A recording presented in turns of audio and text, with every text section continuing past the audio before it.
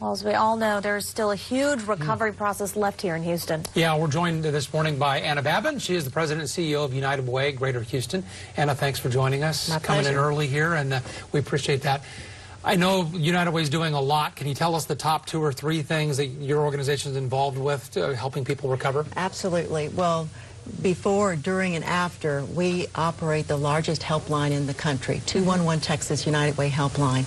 And since August 20th, we have answered over 143,000 calls for help. We've gotten the assistance from the state and other helplines to do the same, but the #1 call for help has been about disaster services, and then the next thing is food, and the next thing is utilities. That's the first thing. The second thing is it's really about getting good information out, good, accurate information. So if you don't know where to go or where to turn, call 211.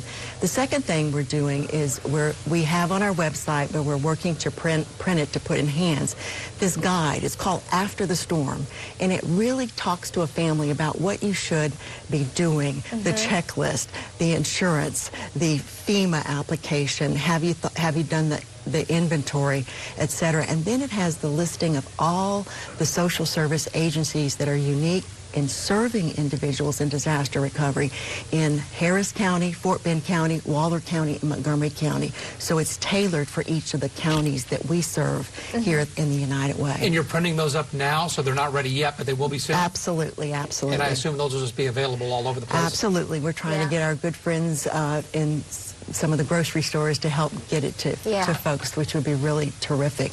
The third thing is we're really about long-term recovery.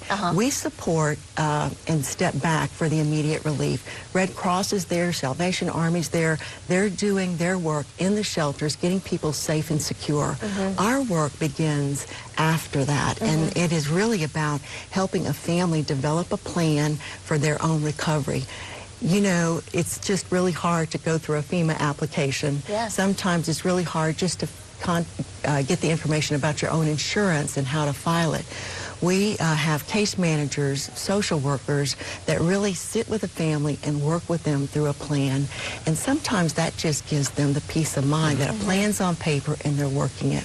We immediately, this week, are getting dollars out to the food bank and assistance ministries that have food pantries in the greater Houston area, because food is a #1 need. As families are as the shelters are lowering in their numbers and people are going home, they need the food. So that's what we're doing.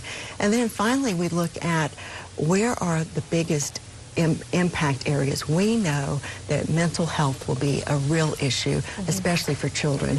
Children have seen more than they've ever could have imagined in this storm. And so we look at the needs of these individual families, and we help them get on the road to recovery. But it's about a new normal. It's not about being where you were pre-Harvey. It is about helping them understand we're going to patch together all the resources.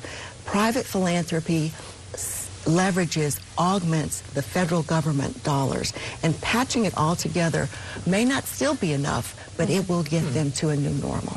I really like that you guys are putting together a checklist, because when you've been displaced and frankly you're kind of discombobulated when it comes to where am I, what am I doing, what are my family's immediate needs, that checklist to get that long-term help is so important, and you do have to file things in a timely order to get the help you need, so that's very helpful. A lot of people though donate dollars to United Way, and you can certainly use the financial help, but what if someone wants to actually get their hands dirty and volunteer? What can they do? Well, we do have, go to our website, UnitedWayHouston.org, and there's a place for you to volunteer. We're taking information on volunteerism, and we're also taking information on in-kind donations as well.